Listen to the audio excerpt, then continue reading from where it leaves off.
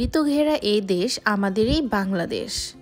বাংলাদেশে যদি হেমন্ত, শীত আর বসন্ত এই তিনটি ঋতু না থাকতো তাহলে হয়তোবা বাংলাদেশের ঋতুকে এইভাবে করে আলাদা করা যেত না।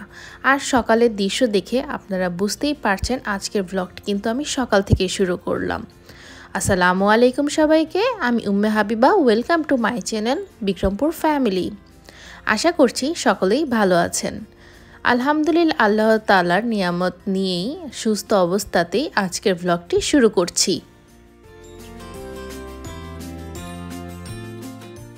শরীর আর মনকে সুস্থ রাখার জন্য আমাদের কত কিছুই না করতে হয়।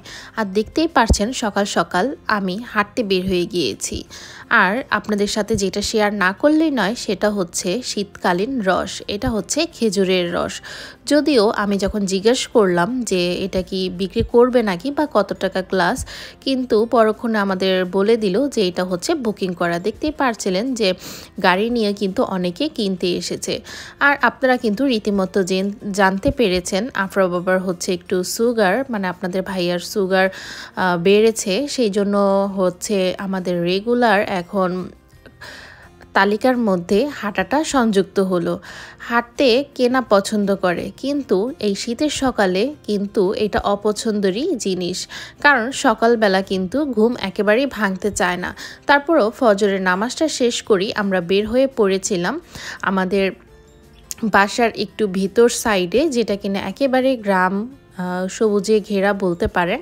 আর দেখতেই পারছেন হাঁটতে হাঁটতে আপনাদের সাথে শেয়ার করছিলাম শিশির ভেজা এই সকালগুলো।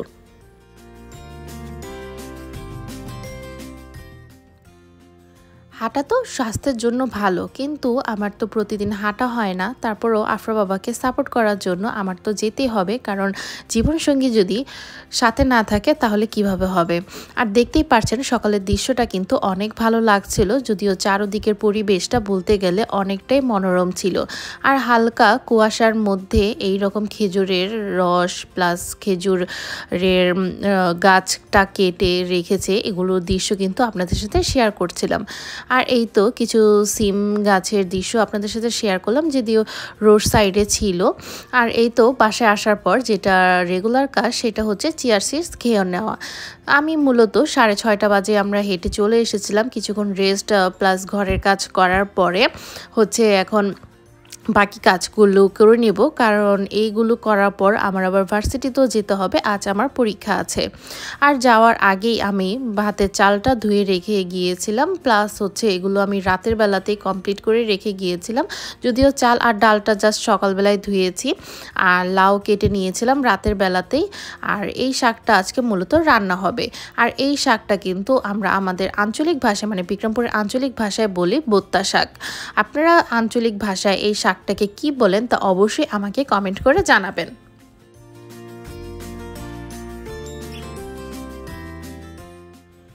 যেহেতু সকালে উঠে আমাকে রান্না করতে হয়, তাই আমি আগে থেকে হচ্ছে পেঁয়াজ, কাঁচামরিচ, টমেটো এগুলো কেটে রেখে দিয়েছিলাম, কারণ আমি আগে থেকে জানতাম যে আমি কি রান্না করব, কারণ রাতের বেলা হচ্ছে একটা পরিকল্পনা মাফিক হচ্ছে পরের দিনের রুটিনটা শুরু হয়। আর ফাঁকে ফাঁকে কিন্তু আমি চিয়া সিডসটা খেয়ে নিচ্ছিলাম, কারণ আজকে আর বসে খাওয়ার টাইম ছিল না আমার, আবার একটু কাজ সেরে তারপর তো ভার্সিটিতেও যেতে হবে। আজকে শাক ডালের পাশাপাশি আমি রান্না করব হচ্ছে বোয়াল মাছ। এটা হচ্ছে ছোট্ট আকারের একটা বোয়াল মাছ ছিল, যেটা কিনা আমি লবণ দিয়ে রাতের বেলায় রেখে দিয়েছিলাম। আর আজকে এই হবে আজকের আয়োজন। আর আজকে প্রেশার কুকারে হচ্ছে আমি লাউর ডালটা রান্না করব, সেই জন্য মসুরের ডাল তো আমি প্রেশার কুকারে ধুয়ে নিয়েছি। আর এখন হচ্ছে কেটে রাখা লাউটা দিয়ে দিলাম, এর সাথে হচ্ছে কিছু পরিমাণে টমেটো, পেঁয়াজ, কাঁচামরিচ, আর দিয়ে দিব হচ্ছে স্বাদ মতন লবণ। যদিও আমি যখন মানে রান্না করতে করতে আমার লবণের একটা আইডিয়া হয়ে গিয়েছে যে কতটুকু পরিমাণে লবণ লাগতে পারে। আমি এই যে দুই চামচের মতন লবণ দিয়ে দিলাম, আর সামান্য পরিমাণে হচ্ছে হলুদ, মরিচ আর ধনিয়া গুঁড়া, যেটা আমি কিনা একসাথে করে রাখি। আর দিয়ে দিব হচ্ছে সামান্য আদা রসুন বাটা, আর অল্প পরিমাণে পানি দিব, কারণ লাউ থেকে কিন্তু পর্যাপ্ত পরিমাণে পানি উঠবে। তাই এই যে দেখতেই পারছেন এতটুকু পরিমাণে পানি দিয়ে তারপর 3 শিশের জন্য বসিয়ে দিব। শাকটাকে আমি রাতের বেলায় বেছে রেখে দিয়েছিলাম, যদিও আপনাদের ভাই আমাকে হেল্প করেছিল, কারণ সে তো আমাকে সব কাজে হেল্প করে। দেখা গিয়েছে যে আমি ব্যস্ত থাকি, আর সারা রাত কিন্তু এটাকে বারান্দায় আমি রেখে দিয়েছিলাম, আর সকালবেলা কিন্তু এটাকে ধুয়ে নিয়েছি। মূলত আমি যখন শাক ধুই তখন কিন্তু যতক্ষণ পর্যন্ত না ময়লা মানে ময়লা পানিটা সাদা না হয় ততক্ষণ পর্যন্ত আমি শাকটা ধুতে থাকি, কারণ শাকের মধ্যে অনেক পরিমাণে মাটি প্লাস বালু দুইটাই কিন্তু বিদ্যমান থাকে। আর এই তো দেখতেই পারছেন আমি প্লাস 7 থেকে 8 ধোয়ার পর এইরকম করে পরিষ্কার পানি বের হয়েছিল। এরপর আমি শাকগুলো তুলে নিচ্ছিলাম। যদি আমি সব কিছু মানে যতটুকু আমি পারছিলাম ততটুকু আমি কমপ্লিট করে দিচ্ছিলাম। এরপর তো আফরা বাবাই আমাকে কাজে সাহায্য করবে। আর এই তো লাউটা কিন্তু 3 শীষ দেওয়ার পর আফরা বাবা এটাকে বাগার করে নিয়েছে, আর অন্য চুলায় সে শাকটা বসিয়ে দিয়েছে, যদিও ভাতটাও কিন্তু আমাদের হয়ে গিয়েছিল। আর এই তো আমাকে নাস্তাও দিয়ে দিল, যদিও আমি রুটি বানিয়ে নিয়েছিলাম অফ ক্যামেরাতে সকালে উঠে, কারণ সকালে উঠলে কিন্তু এক হিসাবে ভালোই হয়, আমাদের কিন্তু অনেক কাজ একসাথে করা হয়ে যায়। আর নাস্তাটা আমি করে নিচ্ছিলাম, আর গতকালকের কিছু সবজি ছিল ওইটাও আমাকে গরম করে দিয়েছিল, সাথে আমি সবজিটাও খাবো। আর এই তো লাউর ডালটা যখন গরম গরম হয়ে গিয়েছিল, তাই আফরা বাবা বললো যে গরম গরম একটু খেয়ে যাও, কারণ গরম গরম জিনিসের টেস্টটাই কিন্তু অন্যরকম। আজকে মূলত আমি লাল আটার রুটি খাচ্ছিলাম, কারণ লাল আটার রুটিটা শরীরের জন্য ভালো, যদিও ডাক্তাররাও কিন্তু এই কথাটাই বলে খাবার আমরা যতটুকু খাই না কেন পরিমাণ মতন খেতে হবে। আর বিশেষ করে আমাদের ডাক্তার যেটা সাজেস্ট করলো, মানে আফরা বাবার জন্য যেহেতু আমি ডাক্তার ভিজিট করাতে গিয়েছিলাম, সে এক কথাই বললো যে খেয়ে দিয়ে মনে করেন যে পরিশ্রমটা করতে হবে, পরিশ্রম না করলে কোনো কিছুই হবে না। আর এই তো আমি কিন্তু রেডি হয়ে এখন যাচ্ছিলাম, যদিও আফরাকে সকালবেলাতে আমার আম্মুদের বাসায় রেখে এসেছিলাম, তাই আফরাকে বিদায় জানানো হয়নি, সকালে আমি রেখে এসেছিলাম। আর অনেকক্ষণ পর তো আমি ভার্সিটিতে চলে আসলাম, যেহেতু অনেকটা লং টাইম আমাকে জার্নি করে ভার্সিটিতে আসতে হয়, সাভার টু ঢাকাতে আসতে হয়। আর আমি কিন্তু পরীক্ষা দিয়ে এখন বের হয়ে আমার ফ্রেন্ডদের জন্য দাঁড়িয়েছিলাম, কারণ ওরা এখনও পরীক্ষা দিয়ে বের হয়নি। আর আমার মূলত পরীক্ষাটা মোটামুটি হয়েছিল, তাই যতটুকু পেরেছি ততটুকু লেখা কমপ্লিট করেই আমি চলে এসেছি।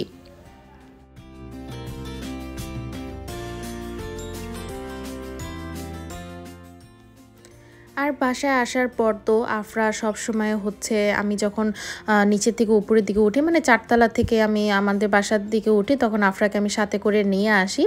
আর আজকে মূলত আফরার জন্য এনেছিলাম লাড্ডু, কারণ এর আগের ভ্লগে যখন ও আমি ভ্লগ ছাড়ার পর দেখে, যখন বলেছিল যে আম্মু তুমি এটা খেয়েছো, আমার জন্য আনবে, মূলত সেই দিন একটাই কিনেছিলাম, তাই ওর জন্য আনিনি। আজকে বেশি পরিমাণে এনেছিলাম ওর জন্য, আর ও খেয়ে নিচ্ছিল, কারণ বলছিল যে লাড্ডুটা নাকি অনেক মজা। আসলে অল টাইমের এই লাড্ডুটা অনেকটাই মজা, আমার কাছে খুব ভালো লেগেছে। আর 10 টাকা যেহেতু মূল্যর তুলনায় মোটামুটি ভালোই। আর আফরা বাবাও কিন্তু আজকে দুপুরে বাসায় এসে পড়েছে খেতে। আর আফরার জন্য তো আমি আরেক মোরগ পোলাও নিয়ে এসেছিলাম, কারণ আফরা অনেকদিন যাবত বলছিল যে ও তেমন একটা মাছ খেতে চায় না, আর বাসায় মুরগিও আছে, পোলাও চালও আছে, কিন্তু আমি তো রান্না করা দেখা গিয়েছে যে তেমন একটা সময় পাই না, তাই বাসায় আসার সময় এভাবে করে কিনে আনা, কারণ যেহেতু সময় না পাই তাহলে মেয়েকে কিভাবে বা রান্না করে দিব। আর বাহিরের খাবার তো আর প্রতিদিন খাওয়া হয় না, দেখা গিয়েছে যে মাঝে মধ্যে খেলেও কিন্তু কোনো সমস্যা নেই। আর এই তো আফরাকে আমি খাওয়াতেও বসে পড়লাম, আর ও তো অনেকটা কথা বলছিল। আজকে ওকে শীতের কারণে ওর নানু নাকি গোসল করিয়ে দেয়নি, কারণ আজকে কিন্তু বাহিরে অনেকটা পরিমাণে ঠান্ডা ছিল।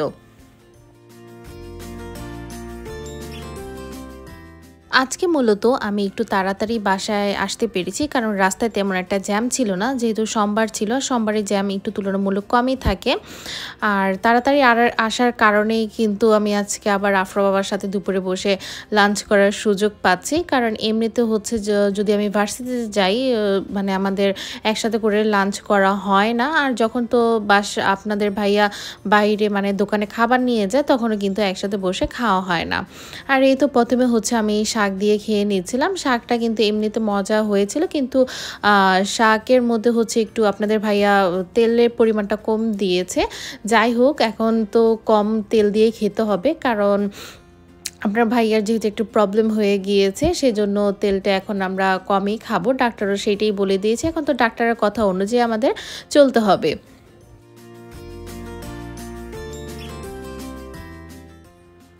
আজকের ভ্লগটি শেষ করছি এখানে। ভ্লগটি আপনাদের কেমন লেগে থাকলো তো অবশ্যই আমাকে কমেন্ট করে জানাবেন।